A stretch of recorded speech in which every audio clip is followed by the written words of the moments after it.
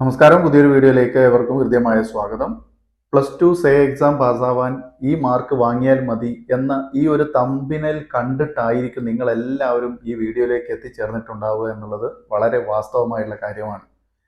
പറഞ്ഞ കാര്യം വളരെ സത്യമാണ്. തമ്പിനയിൽ ഞാൻ വെറുതെ കൊടുത്തതല്ല. നിങ്ങൾ ഒരുപാട് വിഷമിക്കുന്ന ആളുകളാണെന്ന് എനിക്ക് കൃത്യമായിട്ടറിയാം.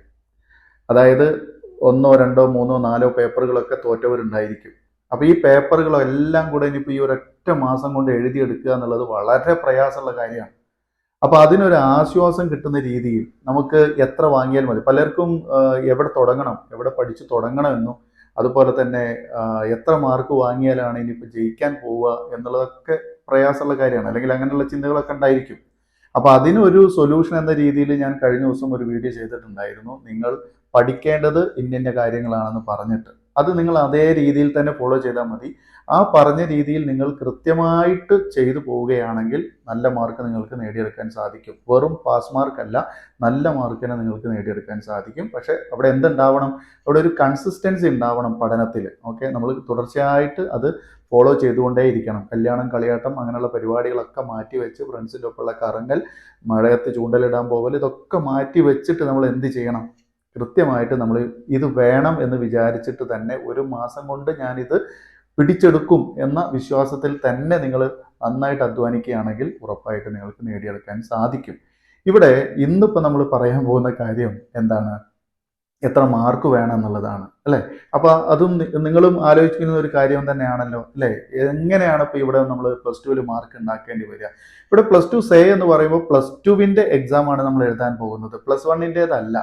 പക്ഷേ ഇവിടെ തോറ്റ വിദ്യാർത്ഥികൾ രണ്ട് തരത്തിലുള്ള ആളുകളാണ്. എന്ന് വെച്ചാൽ റെഗുലർ സ്റ്റുഡൻസും അതുപോലെ കമ്പാർട്ട്മെന്റ് സ്റ്റുഡൻസും. അതല്ല ഞാൻ പറയാൻ പോകുന്നത്, അങ്ങനെയുള്ള തരങ്ങളല്ല. മറിച്ച് +1 നമ്മളൊരു വിഷയത്തിൽ തോറ്റിട്ട് +2 എല്ലാത്തിലും ജയിച്ചിട്ടുണ്ടാകും. അല്ലെങ്കിൽ +1 ഏതെങ്കിലും ഒന്നിലധികം വിഷയങ്ങൾ തോറ്റിട്ട് +2 എല്ലാത്തിലും ജയിച്ചിട്ടുണ്ടാകും. ഇതാണ് ഒരു ടീം എന്ന് പറയുന്നത്. രണ്ടാമത്തെ ഒരു ടീം എന്ന് പറയുന്നത് +1 എല്ലാം ജയിച്ചിട്ടുണ്ട്, +2 ഒന്ന് അല്ലെങ്കിൽ ഒന്നിലധികം വിഷയങ്ങൾ തോറ്റിട്ടുള്ളത്. ഓക്കെ, പറഞ്ഞ മനസ്സിലായല്ലോ.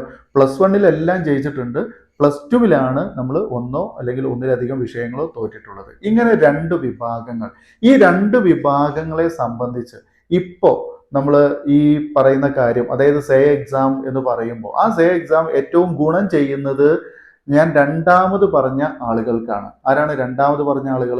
അതായത് +1 6 വിഷയവും ജയിച്ചിട്ടുണ്ട്, +2 ഏതെങ്കിലും 1, 2, 3 അല്ലെങ്കിൽ 4 വിഷയങ്ങൾ തോറ്റിട്ടുള്ളത്. +2 ആ +2 തോറ്റിട്ടുള്ള വിഷയം ആണല്ലോ നമ്മളിപ്പോൾ സേ ആയിട്ട് എഴുതാൻ പോകുന്നത്.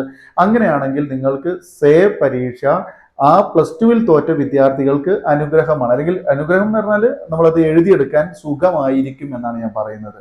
ഓക്കെ, ഇനി മറ്റൊരു കാര്യം എന്ന് പറഞ്ഞത് എന്താണ്? +1 തോറ്റിട്ട് +2 ജയിച്ചിട്ടുള്ള വിദ്യാർത്ഥികൾ, +1 ഒന്നോ രണ്ടോ അല്ലെങ്കിൽ അല്ലെങ്കിൽ ഒന്നിലധികം വിഷയങ്ങളൊക്കെ തോറ്റവര് +2 6 വിഷയവും ജയിച്ചിട്ടുണ്ട്. അങ്ങനെയുള്ള കുട്ടികളെ സംബന്ധിച്ച് ഈ ഒരു സേ എക്സാം എന്ന് പറയുന്നത് വളരെ പ്രയാസമുള്ള കാര്യം. കാരണം എന്താണെന്നറിയോ? +2 നമ്മൾ എല്ലാ പേപ്പറും ജയിച്ചു, അല്ലെ? ആ ജയിച്ച പേപ്പർ തന്നെയാണ് നമ്മളിപ്പോൾ എന്ത് ചെയ്യാൻ പോകുന്നത്? വീണ്ടും എഴുതിയെടുക്കാൻ പോകുന്നത്. അപ്പൊ അത് ജയിച്ചവരെ സംബന്ധിച്ച് അത്ര എളുപ്പമുള്ള കാര്യമല്ല. നമ്മൾ ജയിച്ചത് വീണ്ടും എഴുതുക എന്ന് പറയുമ്പോൾ നമ്മൾ കഷ്ടപ്പെട്ട് ജയിച്ചതായിരിക്കുമ്പോൾ പ്രത്യേകിച്ച് നമുക്കൊരു വിഷമം ഉണ്ടാകും. അപ്പൊ എന്തായാലും ആ വിഷമമൊക്കെ ഇപ്പോൾ ഇവിടെ നമ്മൾ എന്ത് ചെയ്യണം? സഹിക്കേണ്ടതായിട്ട് വരും. അപ്പൊ +1 തോറ്റവര് ആ +1ന്റെ മാർക്ക് കൂട്ടി വാങ്ങാൻ വേണ്ടി +2 ജയിച്ചത് വീണ്ടും എഴുതുന്നു സേയിൽ. +1 എല്ലാം ജയിച്ചവര് +2 ഏതെങ്കിലും വിഷയം തോറ്റിട്ടുണ്ടെങ്കിൽ ആ വിഷയം തന്നെ മാർക്ക് കൂട്ടാൻ വേണ്ടിയിട്ട് എഴുതുന്നു. ഓക്കെ, അതാണ് സേന്റെ അവസ്ഥ. ഇതാണ് ഞാൻ രണ്ട് വിഭാഗങ്ങൾ എന്ന് പറഞ്ഞത്. മനസ്സിലായിട്ടുണ്ടാവും എന്ന് വിചാരിക്കുന്നു. അപ്പോൾ ഇവിടെ ഇപ്പോൾ നമ്മൾ എങ്ങനെയാണ് മാർക്ക് കമ്പൈൻ ചെയ്യേണ്ടത്? +1 കിട്ടിയ മാർക്കിനോട് നമ്മൾ +2 ഇനി വാങ്ങുന്ന മാർക്ക് എത്രയാണോ അത് കൂട്ടിച്ചേർക്കുകയാണ്. അപ്പോഴാണ് നമ്മൾ നമ്മുടെ ടോട്ടൽ TE എന്ന് പറയുന്ന മാർക്ക് കിട്ടുക. അതായത് ടെർമിനൽ ഇവാലുവേഷൻ നമുക്ക് +1 കിട്ടിയ മാർക്ക് എത്രയാണോ. അപ്പോൾ ഈ രണ്ട് കൂട്ടരും സേ പരീക്ഷ എഴുതുന്ന എല്ലാവരും ചെയ്യേണ്ടത് +1 ഇപ്പോൾ നിങ്ങൾക്ക് എത്രയാണോ മാർക്ക് നോക്കുക. സേ പരീക്ഷ എഴുതുമ്പോൾ നിങ്ങൾക്ക് +2 ഇപ്പോൾ കിട്ടിയിട്ടുള്ള മാർക്ക് അത് ജയിച്ചതാണെങ്കിലും തോറ്റതാണെങ്കിലും ഇനി പരിഗണിക്കില്ല.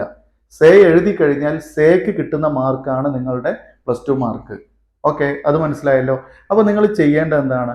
+1 നിങ്ങൾക്ക് കിട്ടിയ മാർക്ക് എത്രയാന്ന് കൃത്യമായിട്ട് നിങ്ങൾ മനസ്സിലാക്കണം. ഓക്കെ, അത് ആ കോളത്തിൽ ഈ കോളത്തിലുള്ള മാർക്ക് നോക്കാതെ +1 TE terminal evaluation TE, okay, CE എന്ന് എഴുതിയിട്ടുണ്ടാവും. നമ്മൾ സി വർക്ക് ചെയ്തതിൻ്റെയാണ്.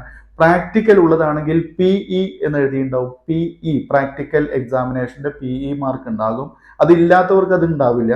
പിന്നെ TE അതെല്ലാവർക്കും ഉള്ളതാണ്. നമ്മൾ എഴുതിയത് ടെർമിനൽ ഇവാലുവേഷൻ, അത് എഴുതി വാങ്ങുന്ന മാർക്കാണ്.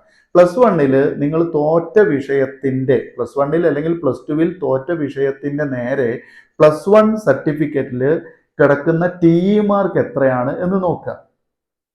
മനസ്സിലാവുന്നുണ്ടോ? ആ മാർക്കിനോട് എത്ര കൂട്ടിയാൽ, മനസ്സിലായോ, എത്ര കൂട്ടിയാൽ +2 എത്ര നമ്മൾ കൂട്ടിച്ചേർത്താൽ നമുക്ക് ടോട്ടൽ 48 പ്രാക്ടിക്കൽ ഇല്ലാത്തവർക്ക് അല്ലെങ്കിൽ അതിൻ്റെ മുകളിൽ, പ്രാക്ടിക്കൽ ഉള്ളവർക്ക് 36 ടോട്ടൽ അല്ലെങ്കിൽ അതിൻ്റെ മുകളിലേക്ക് മാർക്ക് നമ്മൾ വാങ്ങാൻ വേണ്ടി എത്ര +2 വാങ്ങേണ്ടി വരും, അതാണ് ഇനിയിപ്പോൾ ചെയ്യേണ്ടത്. മനസ്സിലായോ? +1 ഇപ്പൊ നിങ്ങൾക്ക് നിലവിലുള്ള TE മാർക്ക് എത്രയാണോ അതിനോട് എത്ര കൂട്ടിയാൽ നമ്മളുടെ ഡബിൾ പാസ് മാർക്ക് അല്ലെങ്കിൽ അതിന്റെ മുകളിലേക്കുള്ള മാർക്ക് കിട്ടും. ആ കിട്ടും, എത്രയാണ് കിട്ടേണ്ടത് അതാണ് നമ്മൾ വാങ്ങേണ്ടത്. അത്രയും മതി. ചില ആളുകൾക്ക് ഫോർ എക്സാമ്പിൾ പറയുകയാണെങ്കിൽ ഇംഗ്ലീഷ് തോറ്റവനാണെങ്കിൽ ഇംഗ്ലീഷിൽ +1 24 ഉണ്ട് എന്ന് വിചാരിക്കുക. ഓക്കെ, അങ്ങനെയാണെങ്കിൽ അവൻ +2 എത്ര വാങ്ങിയാൽ മതി? 24 വാങ്ങിയാൽ മതി മിനിമം. അപ്പൊ 24 24 48 ആവും. ഓക്കെ, ഇനി ഇംഗ്ലീഷിൽ 30 ഉണ്ട് എന്ന് വിചാരിക്കുക. 30 ഉണ്ട് ഇംഗ്ലീഷിൽ. അപ്പൊ ഇനി എത്ര വാങ്ങണം? +2 18 മാർക്ക് വാങ്ങിയാൽ മതി. 30ഉം 18ഉം 48. അപ്പൊ അങ്ങനെ ഞാൻ മിനിമം വെച്ച് പറയുന്നത് അങ്ങനെങ്കിലും രക്ഷപ്പെടാൻ വേണ്ടിയിട്ടാണ്. ഓക്കെ, ഇനി +1 20 ഉള്ളൂ അല്ലെങ്കിൽ +1 10 ഉള്ളൂ എന്ന് വിചാരിക്കുക. +1 10 ആണ്. അപ്പൊ നമ്മൾ എത്ര വാങ്ങേണ്ടി വരും? ഇനിയിപ്പോ എഴുതാൻ പോകുന്ന +2 സെയിൽ 10 ആണെങ്കിൽ നമ്മൾ 38 മാർക്ക് വാങ്ങണം. +1 10 ആണെങ്കിൽ 38 മാർക്ക് വാങ്ങണം. ഇതൊക്കെ ഞാൻ 48 മാർക്ക് ടോട്ടൽ കണക്കാക്കിയിട്ടാണ് പറഞ്ഞത്. ഇതേപോലെ നിങ്ങൾ പ്രാക്ടിക്കൽ വിഷയങ്ങൾക്ക്, ഇപ്പോൾ ഫിസിക്സ്, കെമിസ്ട്രി, മാത്തമാറ്റിക്സ് ഇങ്ങനെയുള്ള പേപ്പറുകൾ തോറ്റുള്ള കുട്ടികൾ ഉണ്ടെങ്കിൽ അവരും നിങ്ങൾ എന്ത് ചെയ്യുക, +1 നിങ്ങൾക്ക് കിട്ടിയ മാർക്ക് എന്താണോ ആ മാർക്കിനെ അവിടെ നിലനിർത്തിയിട്ട് അതിലേക്ക് എത്ര ആഡ് ചെയ്താൽ നമുക്ക് 36 മിനിമം കിട്ടും.